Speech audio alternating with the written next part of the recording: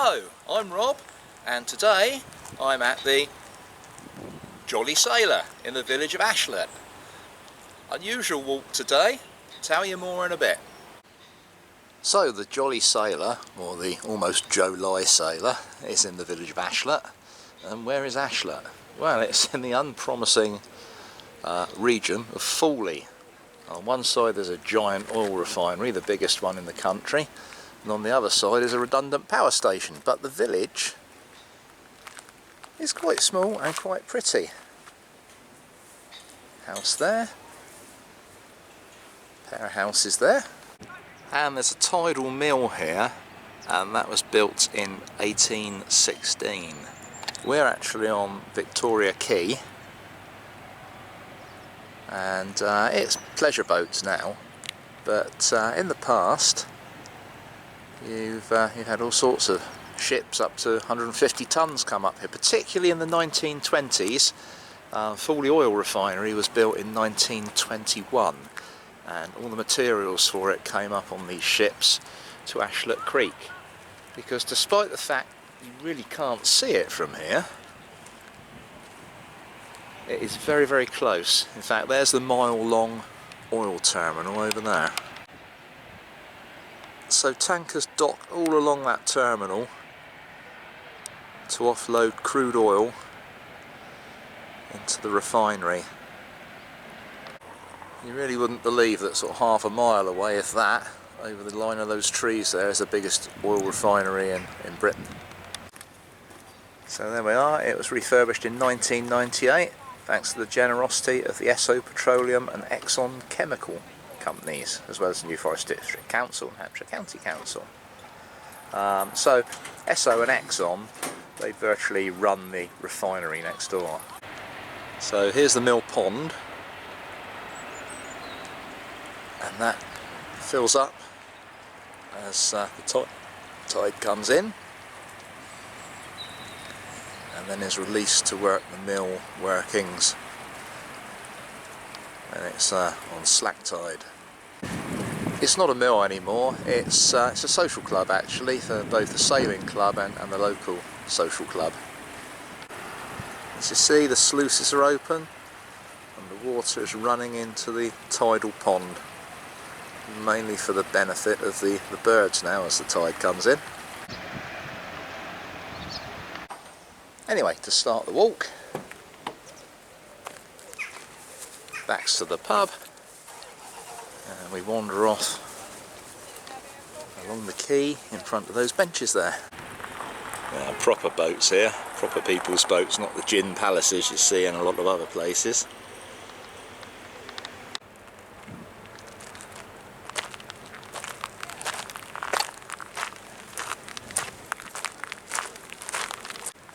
So through the gate and left at the throwing line.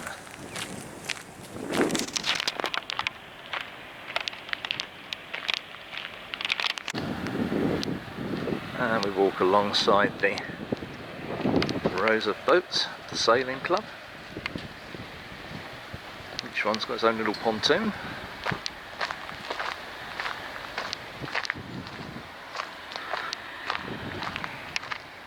And our first kissing gate of the day. So we have pirates.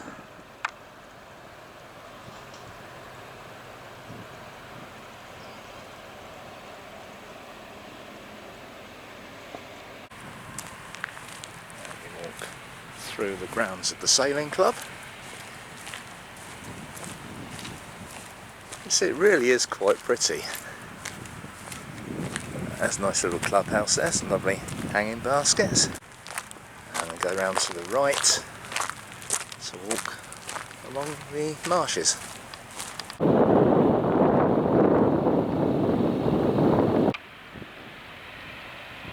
So you really do have to go to extremes to get any sort of view of the oil refinery from Ashlett Creek.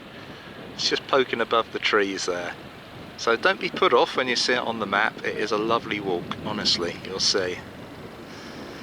This had to be done, you had to walk the plank, especially after seeing that pirate flag.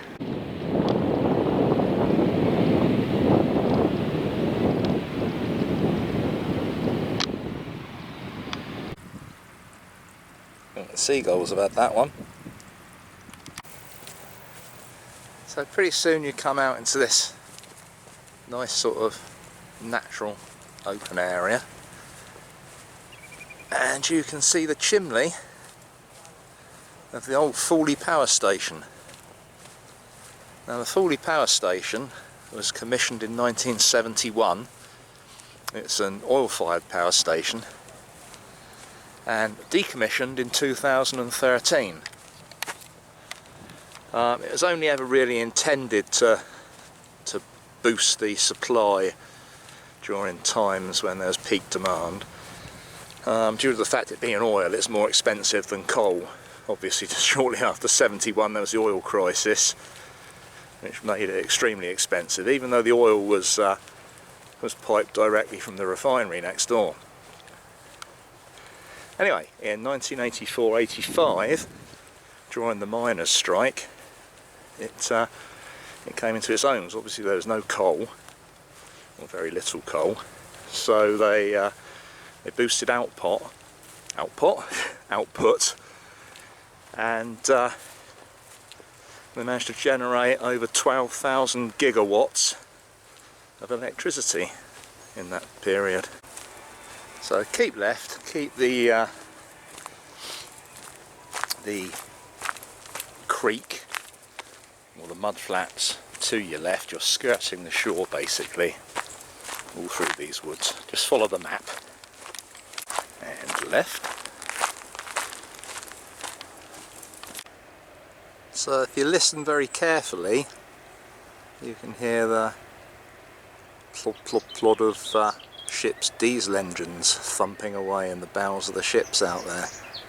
It's a constant in the background. Hear it? So as we walk through the blackberries, some ripe ones, also they're starting to go over as well, but anyway, as we walk through the blackberries you can see a big grey wall.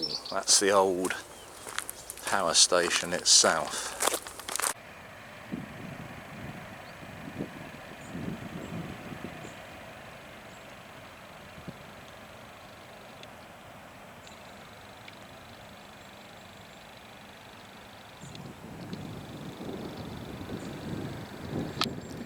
So demolition of the site started last year, 2019. Not got very far. The chimney's 650 feet tall, and there were plans to keep it and put a restaurant on the top. There's been all sorts of plans for this, but nothing come to fruition as yet. But as we skirt the fence to the power station and the marshes, you'll find out in a moment that there's some very ironical turn of events. The power station, not really very environmentally friendly, burning heavy oil, pollution that caused, and also the water inlet pipes for cooling the turbines. They have mesh over the front and draw the water from Southampton Water, and it's been recorded that during its operation it would kill 50,000 fish a week that would be sucked up against the mesh.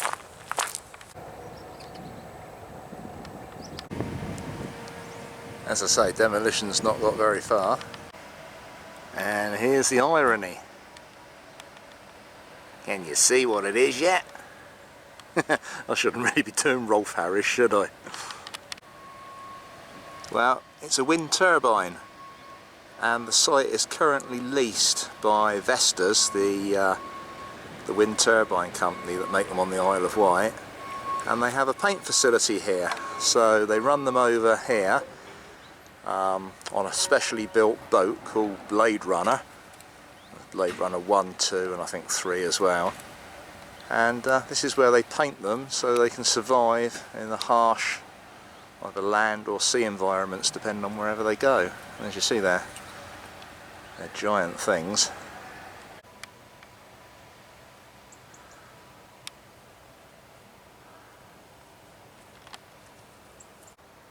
So while we're on the subject of films, i.e. Blade Runner, do you recognise this building? Well, it's actually the control centre for the power station, so they used to control all the generators and turbines and things from there. But in 1975 it appeared as the World Control Centre in the film Rollerball. Now if you don't recognise it from that, it's also appeared in Mission Impossible Rogue Nation, it's appeared in The Green Wing, it's appeared in Red Dwarf, an episode of Endeavour, programme on Channel 4 I think it was, called Spies, and probably most famous of all, Solo, a Star Wars story. So they're pretty famous. So when this is knocked down, I do hope they keep that. It's an iconic piece of 1970s architecture, so I hope it will stay, and I hope the chimney will stay, and I hope they put that restaurant on the top. I'd certainly go up there and eat. What a view you'd have.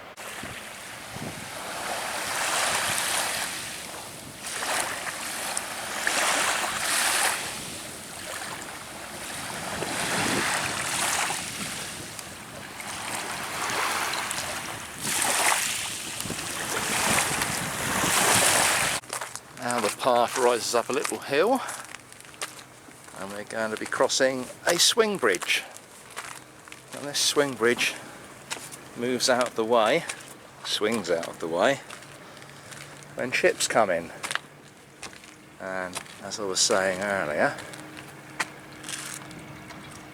there it is, that's Blade Runner 2, special barge for carrying the blades.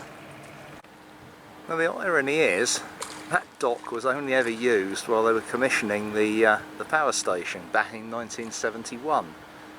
So it's really odd, a lot of money put into building it, and it was used once. But of course now it's come into its own, so the Blade Runner ships can get in there, but it seems an odd decision by the old generating board as it was back in the 70s.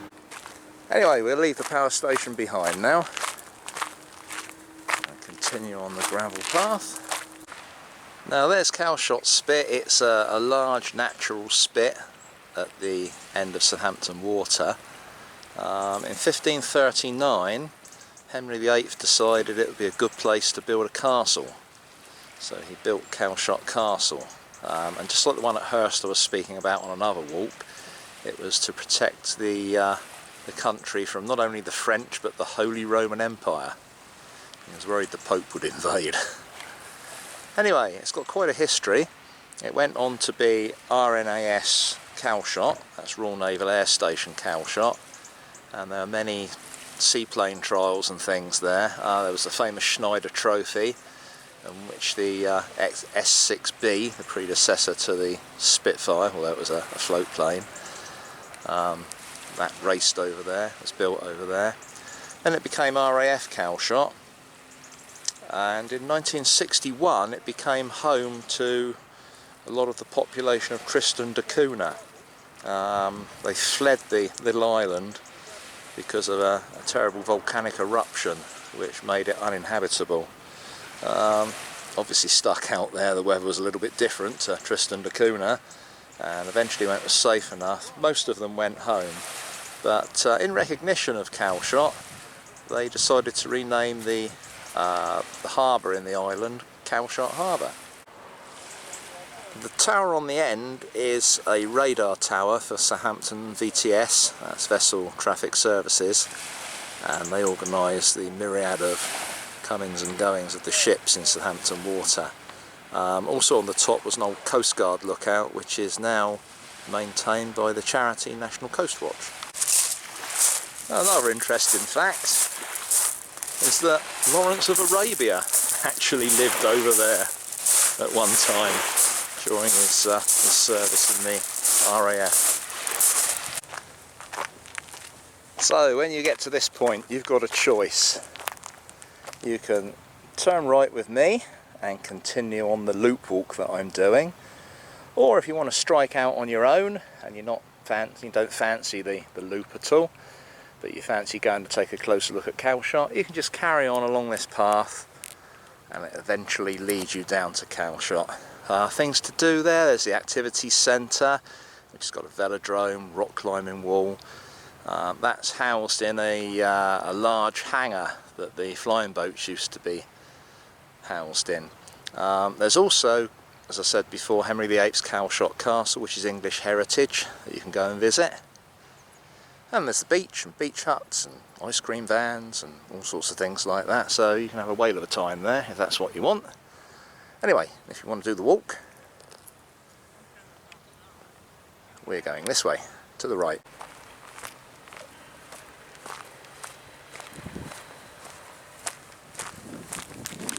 So don't bear left strut just yet, just carry straight on for the moment. So this is where the path veers to the left, just follow it along.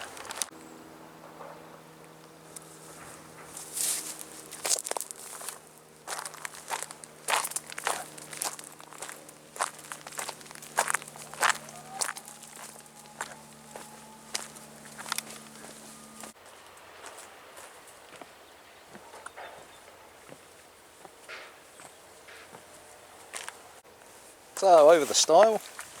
Nice sturdy stiles as well, no wobbling with these ones. And what have we here? We have an old Second World War pillbox, but it's got a tree growing up through it and there's no roof on it, so it's not that exciting to explore. I like to crawl inside these things when they're dark, all the mystery's gone when there's no roof on them. But we carry on up the path and you'll see over on your left some little houses. That's the village of Calshot, or part of the village of Calshot. And we carry on walking up here. So you can just see the starlings starting to gather. Soon be having the big murmurations in the sky. So pretty soon we come down to the old B3053 I think it is, which we cross. There was stile again.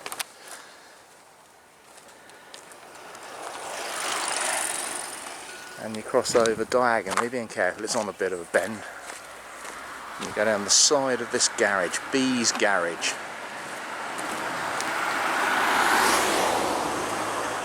MOT Bike and Trike.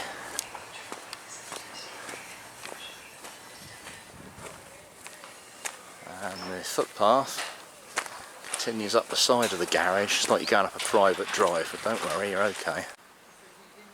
A few little bungalows and houses up there. There's Bramley Cottage.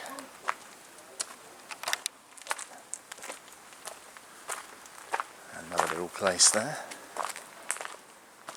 almost hidden in the wood.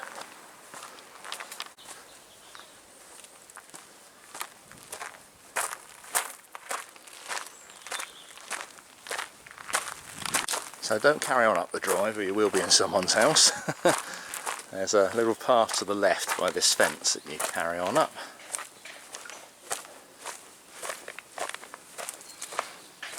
There's closer houses down there. A gorgeous oak tree. And cross over the stile. You'll not have seen one like this before, I know. I know I said the others were sturdy, but this is even more sturdy. If you fall over, it's your own fault on this one. Anyway, into the woods. Just keep straight on through the woods. It's just one large path. Takes you right the way through. And cross over a track. It's an archetypal pine wood. Quite beautiful in its own way. That we carry straight on towards this kissing gate. And we cross over Stanswood Road. So this area was well known for smuggling back in the early part of the 19th century, and I'm not sure what part of it. It's somewhere, and excuse me for not knowing the exact location, but there was a particular little gathering of houses and so on that used to be known as Lazy Town, and the reason it was called Lazy Town is because people didn't get up before midday. The reason for that is they were all out in the evening rolling their barrels of brandy up the beach and leaking them off through the countryside, trying to evade the excise men. Funny thing is, everybody knew about it. But there you go. What do they say? Oh, what's the saying? Something like a barrel for the vicar or a barrel for the parson or something they say, don't they? Because they used to hide them in their churches.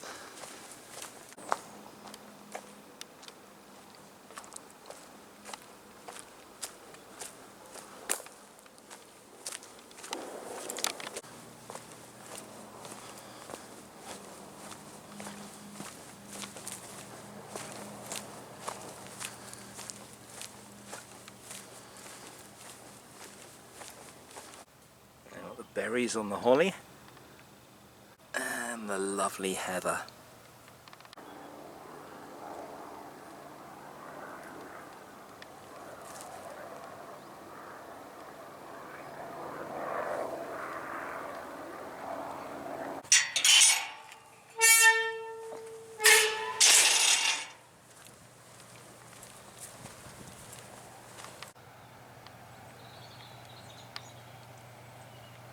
And this is Sprats Down.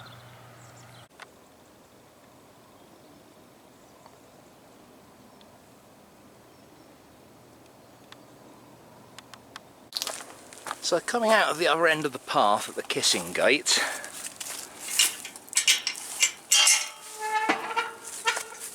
you come out onto a gravel track and you turn almost back on yourself.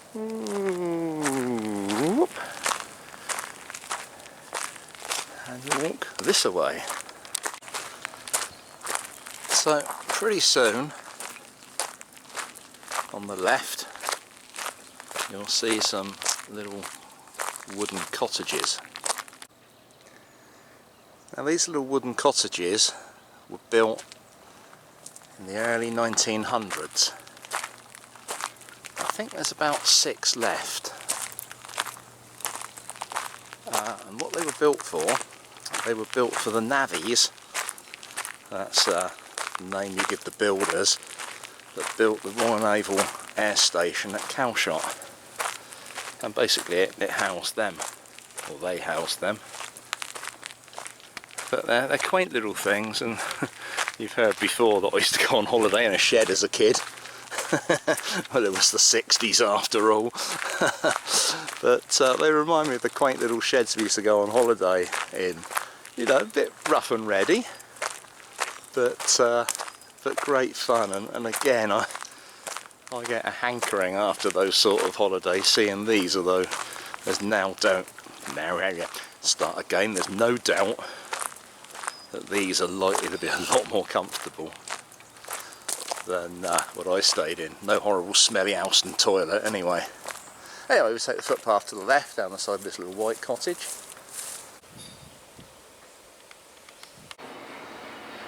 That's like another old remnant of the time of the navvies.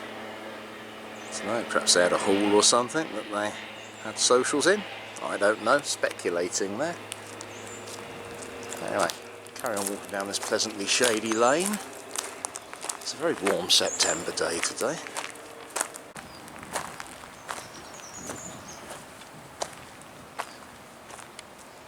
Sundial Cottage down here. I'll never get to see the mysterious Sundial Cottage because we take off this footpath on the right, and this takes us into the old Badminton gravel pits, which are being reclaimed at the moment.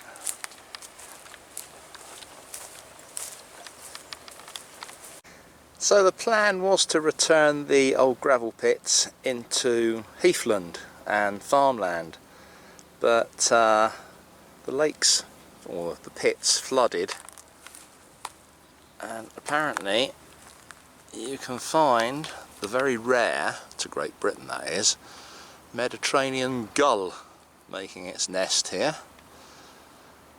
And after a lot of protest by the ornithological, put my teeth in, Rob, the bird-loving people. They decided to keep a lake here, and just seen that sign, and Cadland, something wrong with the way I'm speaking this morning. Cadland fishing people. They're going to administer it once it's been stocked with fish. It's got algae in it at the moment, so not the best to stock it just yet. But anyway, the Mediterranean gull's safe. It can continue to live here whilst the rest is restored to heathland and farmland. Anyway, we continue our walk up the path. I think I'll have a drink from my drink bottle to try and make my mouth work a bit better. Never mind, I'm going to leave this in. It's entertaining for you lot, me tripping over my words, I'm sure.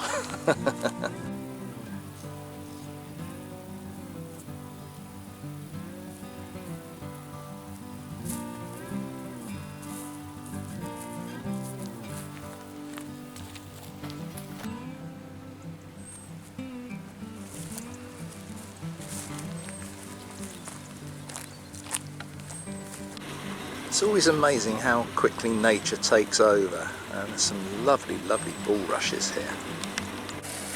And the water's pouring in well into the lake from somewhere. Now I can't see very well, but if I hold the camera up, maybe we'll be able to see over the fence at the old gravel workings. Anyway, we emerge out from the gravel workings. Very inconveniently parked van, which we walk out and around to turn right into Badminstone Lane. So that's probably the best view you're going to get of the oil refinery from the landward side.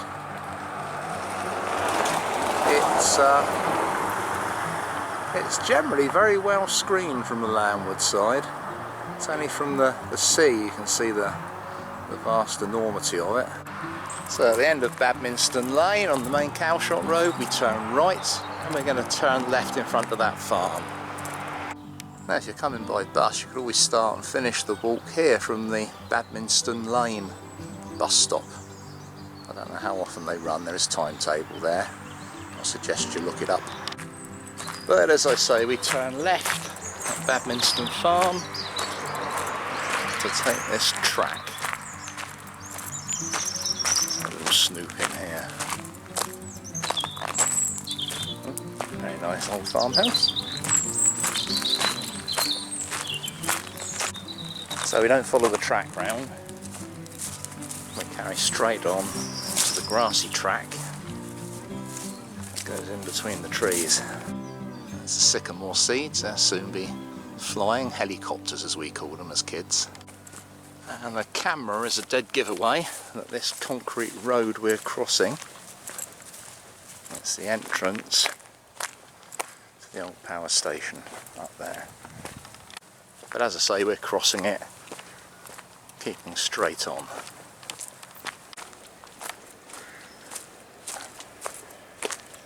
Through another kissing gate.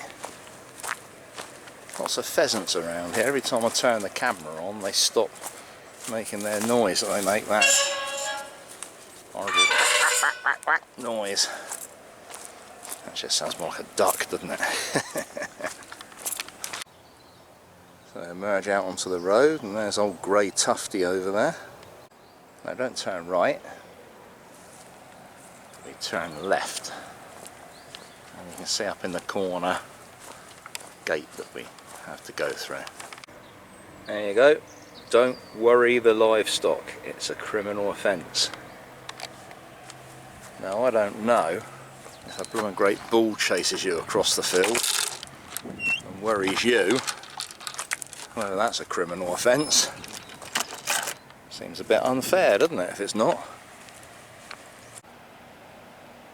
Well, in this instant, the most worrying thing in the field are the horses.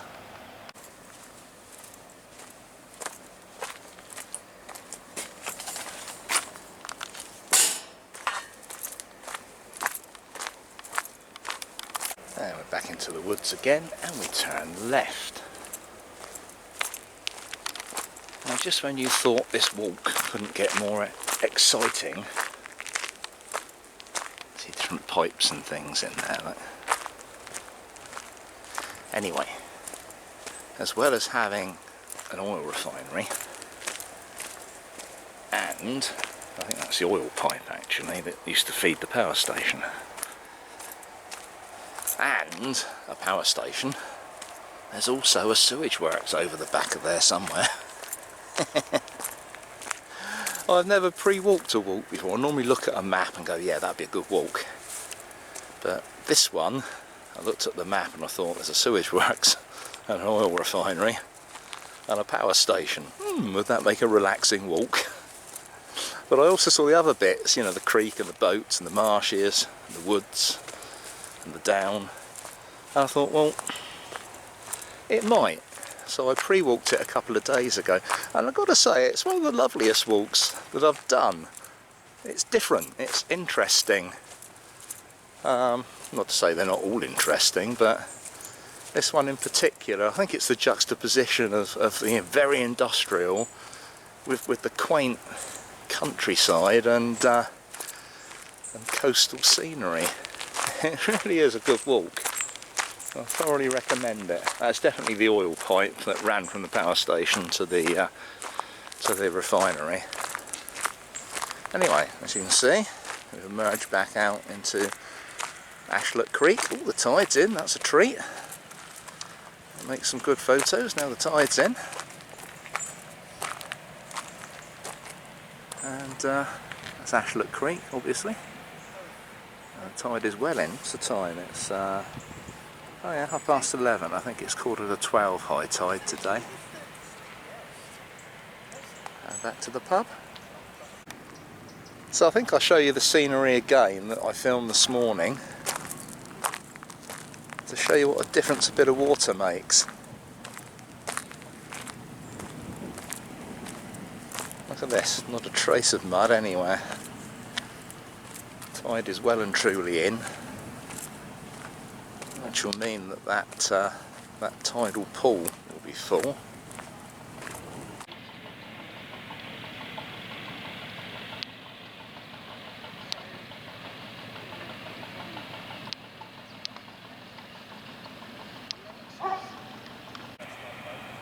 So there we go, the tidal pool is indeed full. So here we are, we're back at the Jolly Sailor. It's been just over 4.5 miles, and as I say, it's been a very interesting walk. And don't let the industrial sort of scenery put you off in places. It's actually very interesting, and if you enjoy films, then obviously you'll enjoy the film set of the old power station. Anyway, I've enjoyed the walk. Mr. Octopus has enjoyed the walk. That's Mr. Octopus, what I use when I'm on my own. So if you've enjoyed the walk, please like and subscribe, and I'll see you on the next one.